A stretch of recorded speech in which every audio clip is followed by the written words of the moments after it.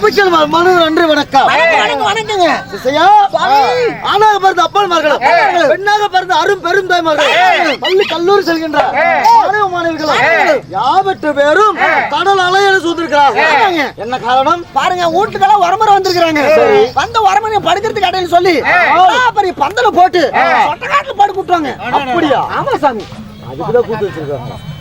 ஊத்து வச்சிருக்காங்களா? வேட்டால விழுந்துச்சுங்க. செல்லப்பட்டியிலே இருக்கக்கூடிய அகிலாண்ட கோடி பிரம்மாண்ட நாயகி ஆதி சக்தி மகா காளியம்மனுக்கு பூச்சூட்டி பொங்கலாம் வைத்து திருவிழாவை பெருவிழாவை கொண்டாடி 1000 விதமான வானவேடிக்கைலாம் செய்து இன்று தெருக்கூத்து திருவிழாம்பார்கள். அப்படிப்பட்ட புனிதமான நாடகத்தை அரங்கேற்று செய்து வைத்த அனைத்து நல்ல உள்ளங்களுக்கும் இன்னும்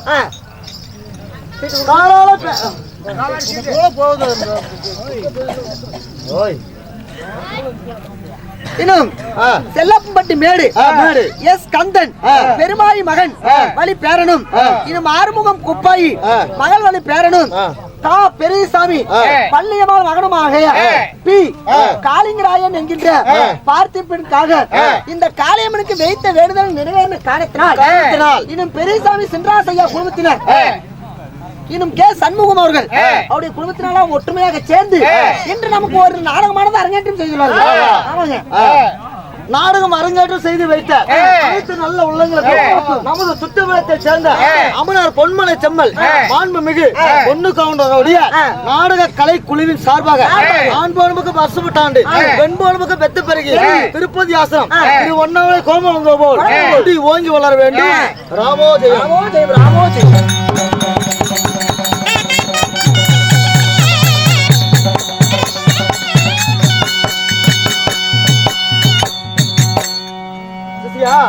அப்படியாக இருந்தாலும் இன்று நம்ம நாடகத்தை கண்டுகளிக்க வந்த நாடால பிறந்த நாடக ரஜமான்களும் காரால பேர சொன்னா கல்மீது நல்வேலையுமா வேளாள பேர சொல்ல வேலி பயிராகுமா சாஞ்சி மொழி பிடிக்கும் சந்திரகுல வம்சம் குமிந்து மொழி பிடிக்கும் குருகுல வம்சம் அப்படிப்பட்ட குருகுல வம்சத்துல வந்த கவுண்டர்மார்களும் இன்னும் கம்பளத்தா அப்படி என்று சொல்லக்கூடிய நாய்க்கமார்களும் அருந்ததி பகையமார்களும் இன்னும் ஆதி திராவிட பெருமக்களும் நமது நாடகத்தை கண்டுகளிக்க வந்திருக்கிறார்.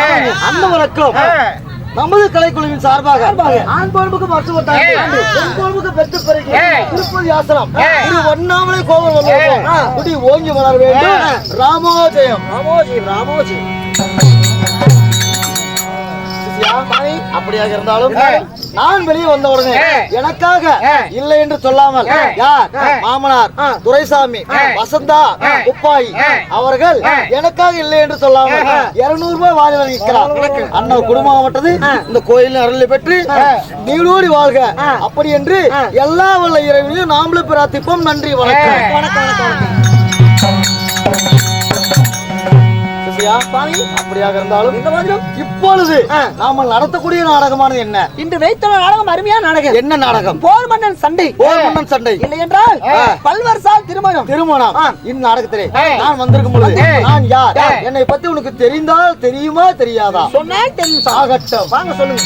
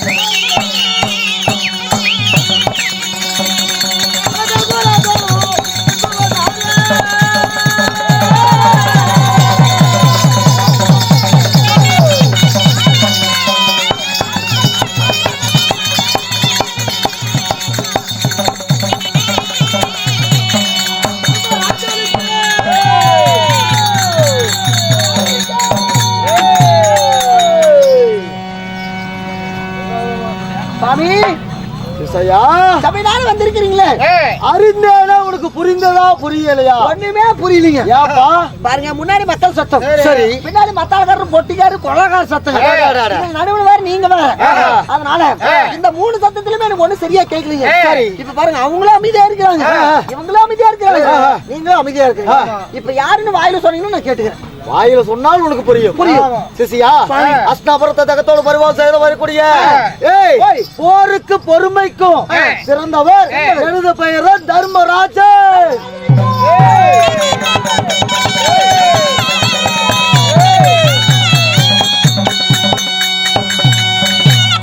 பொறுமையில தான் சிறந்தவர் தருமன். அப்படி தர்மராஜ தாங்கள் வாழ்ந்து வரக்கூடிய இந்திரபிரசத்திலே வாழ்ந்து வருகிற இந்த தர்மராஜன். வாழ்ந்து வரக்கூடிய தர்மராஜனாக நானும் இருந்தாலும் நாங்க எத்தனை பேர் பிறந்தோம்? தாய் தந்தை யார்? ஒன்றா இரண்டா? அப்பா யாரு? ஒன்றா இரண்டா? இதெல்லாம் உனக்கு சொன்னால் புரியும் அல்லவா? வா சொல்கிறேன்.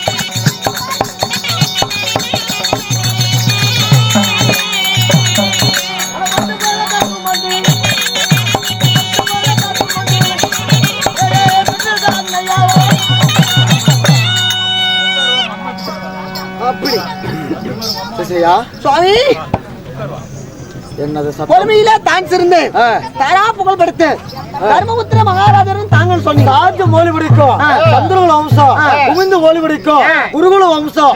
அப்படிப்பட்ட குருகுல வம்சத்திலே பிறந்த தர்மராஜராக நான் இருந்தாலும் என்னையும் 10 மாதம் 300 நாள் 30 கொசநாடி அங்கத்திலே சுமந்து பெற்ற யார்?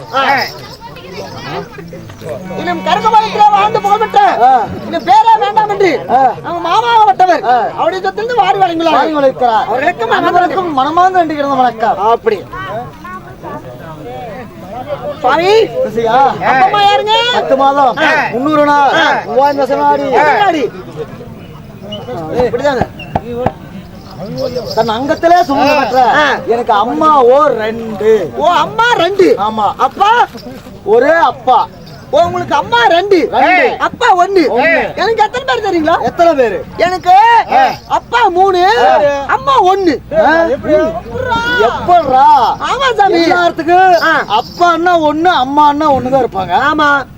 இது எப்படி? ஏன் உங்களுக்கு அம்மா 2 இருக்கிறப்ப எனக்கு அப்பா 3 இருக்க கூடாதா? ஏண்டா பொண்ணு வேணா எத்தனை வேணாலும் வச்சுக்கலாம். அப்பா எப்படா ஒரு அம்மா போய் வச்சிருக்க முடியும்? ஏன் இல்லைங்க, எங்க வீட்டுல ஒரு அம்மா 3 அப்பா. இது உலகத்துக்கே ஏத்துக்கலாம். எங்க ஊர்ல எங்க குடும்பத்தை அப்படியே புகழ்ந்து பேசுவாங்க. டேய் நண்பா, அதாவது அம்மா எத்தனை வேணாலும் வச்சுக்கலாம். இருக்கலாம் சின்னம்மா பெரியம்மா அப்படின்ட்டு எத்தனையோ பேர் இருக்கலாம். அதனால அப்பா எத்தனை பேர் வச்சிருந்தா ஊரு உலகம் தப்பா பேசுமாடா? எங்களை தப்பா பேசலையே, எங்களை புகழ்ந்துதாங்க பேசுறாங்க.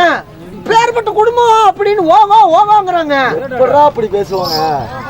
ஏண்டா சண்டாளா, ஏங்க நீங்க எங்க தப்பா நினைக்கிறீங்க? நீங்க அப்படி நினைக்காதீங்க. எப்படிடா நினைக்கிறது? அம்மா 1 சொன்னா 3 அப்பா எப்படின்னு கேட்கணும். 3 அப்பா யாரு யாரு எப்படி? அதான் வயிற்றுக்கு சோர்த்தன வாயாளுங்க. நான் பியா தின்னு கேட்டேன். அது எனக்கு எப்படிங்க தெரியும் நீங்க பீதா தின்னுங்கன்ட்டு? நான் வந்து பாக்க முடியும். சண்டாளா, அப்பா 3 எப்படி தெரியுமா? எப்படி? நல்லா கேட்டுக்கோங்க, உங்க புத்தி எங்கெங்க போகுது. ஆமா, அதெல்லாம் ரப்பரை வச்சு அழிச்சிருங்க. சரி அழைச்சிடலாம். 3 அப்பா சொன்னல. ஆமா, எங்க பெரியப்பா 1, பெரியப்பா 1, எங்க சித்தப்பா 1, உங்க சித்தப்பா 1, என்ன பெத்தப்பா 1. ஆக மொத்தம் 3 அப்பா ஆகுதுங்களா? நீ கோமாளி, நீ இங்க இருக்கிற ஆளே கிடையாதுடா. ஆமாங்க, துத்திமலத்தில் இருக்கிற வேண்டிய ஆளு, இங்க இருக்கிற வேண்டிய ஆளு இல்ல. தந்தையார் பெயரோ பாண்டுபுத்திர மகாராஜா. தந்தையாரோ பாண்டிபுத்திர மகாராஜா. ஆமா. தாயாரோ குந்தி மந்தாரிகை. ஆகட்டுங்க. குந்தி தேவிக்கு தர்மர் பீமர் பிறந்தோம்.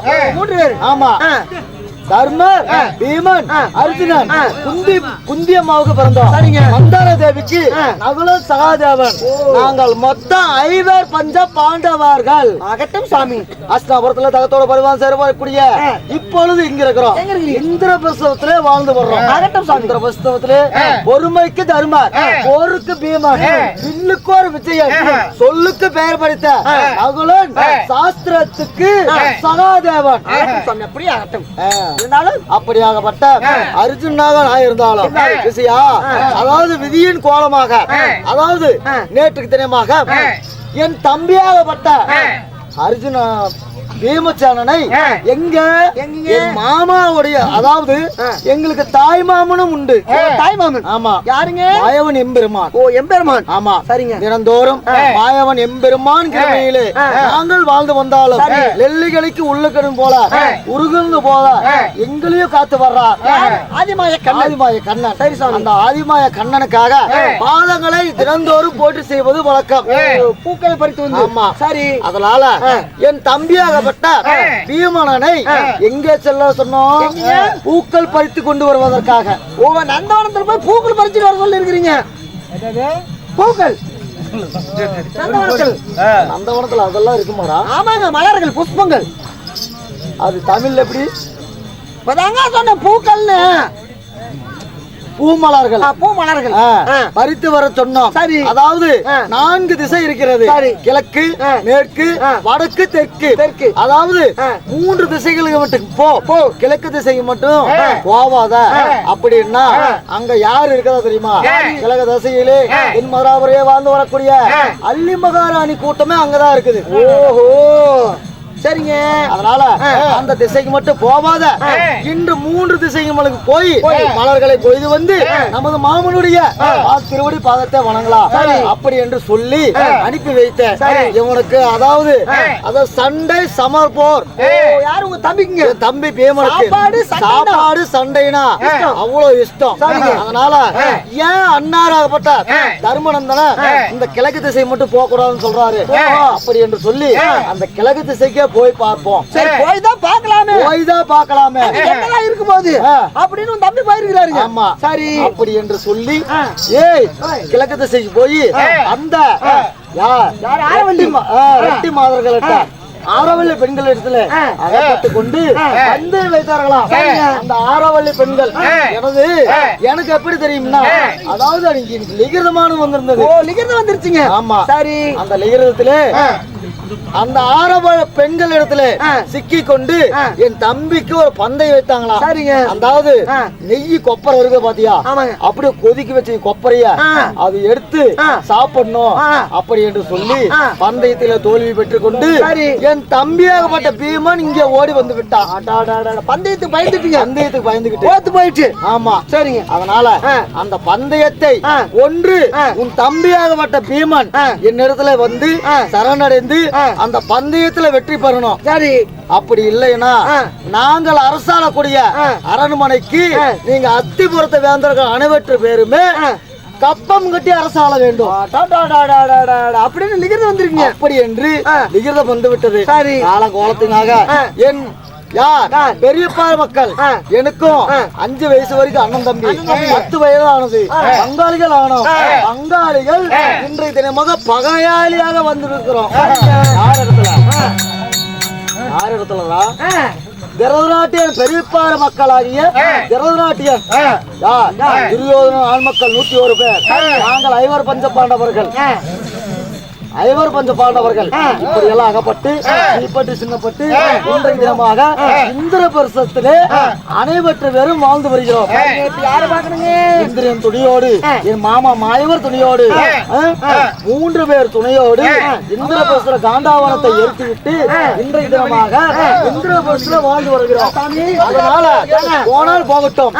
இன்றைக்கு தினமாக என்ன செய்ய வேண்டும் தெரியுமா? என் தம்பியாகப்பட்ட 4வது தம்பி யார்? சகாதேவன். சகாதேவனை அழைத்து அந்த சாஸ்திரத்தை எடுத்து பார்த்து இன்றைக்கு தினமாக யார் அந்த பந்தயத்துக்கு போலாம் வெற்றியோ தோல்வியோ காண முடியும். அதனால அந்த சகாதேவனை கூப்பிட்டு நீங்க பாக்கணும்.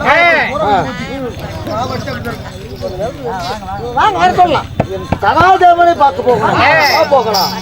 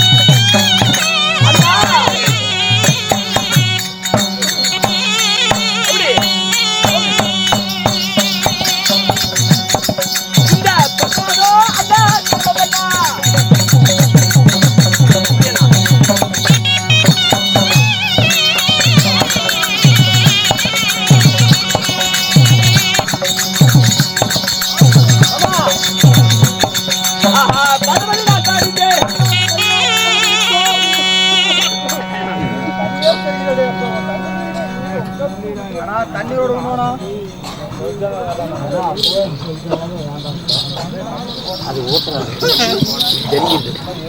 அண்ணா மல்லிகை முல்லிகை வட்டி வேறு குழந்தை என்று சொல்லக்கூடிய பல ஜாதி மலர்களை பறித்து வந்து உங்களது பார்வதி அடிபடிந்தே நன்னா அப்படியே ஆகட்டும் அப்பா.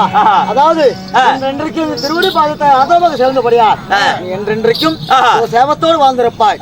இந்த போதிலும் என்னை அழைத்த நோக்கம் என்னவோ அப்படி சகாதேவா, இன்றைக்கு தினமாக உன்னை எதற்காக அழைத்தேன் தெரியுமா? எதற்காக?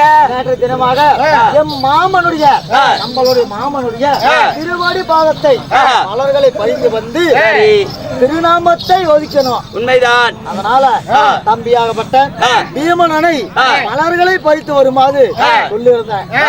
ஆனால் அவன் என்ன தெரியுமா சொன்னா? கிழக்கு திசைக்கு சென்று ஆரவள்ளி பெண்களிடத்திலே அகப்பட்டு கொண்டு அப்பயமுன்னு ஓடி வந்துட்டான். உண்மைதான். அதனால அவன் வைத்த போட்டியிலே தோத்து விட்டார். வைத்த பந்தயத்திலே ஓய்வு அறிந்து விட்டார். உண்மைதான். அந்த பந்தயத்திலே ஓய்வு அடைந்ததனால் எனக்கு விகிதமான வந்திருக்கிறது. எப்பேற்பட்ட லிகிதம்? எப்படி எப்படி அத்திபுரத்தை வாழ்ந்து வரக்கூடிய தர்மனுக்கு எழுதுவது நிறுவும் என்னவென்றால் உன் தம்பியாகப்பட்ட பீமச்சானன் ஆரவள்ளி பெற்று ரட்டு பெண்கள் இடத்திலே அகப்பட்டு பந்தயத்திலே தோற்று விட்டு வந்து விட்டார். அதனால் ஒன்று அந்த பந்தயத்துல வெற்றி பெறணும், வெற்றி பெற வேண்டும். அப்படி இல்லைன்னா எனக்கு தப்பம் கட்டி அரசாள வேண்டும். அந்த நிகழ்ச்சியில் அப்படி எழுதி அனுப்பியுள்ளார். அப்படி எழுதி அனுப்பியுள்ளார். இதற்கு அந்த பந்தயத்தை சென்று வருவதென்றால் யாரு போகணும், யாரு போக கூடாது அப்படி என்று சாஸ்திர கோடி வேந்தன் உன்னை நான் அழைத்தேன். ஓ, அந்த போட்டியில யார் சென்று யார் வெற்றி பெறுவார் என்று என்னுடைய சாஸ்திரத்தை கணித்து பார்த்து சொல்ல வேண்டுமா? அகட்டும் அண்ணா. அதனாலதான் சகாதேவன் நான் உன்னை அழைத்தேன். அகட்டும் அண்ணா. இப்பொழுது என்னுடைய சாஸ்திரத்தை எடுத்து வந்து நான் கணித்து பார்க்கின்றேன். ஆகட்டும்.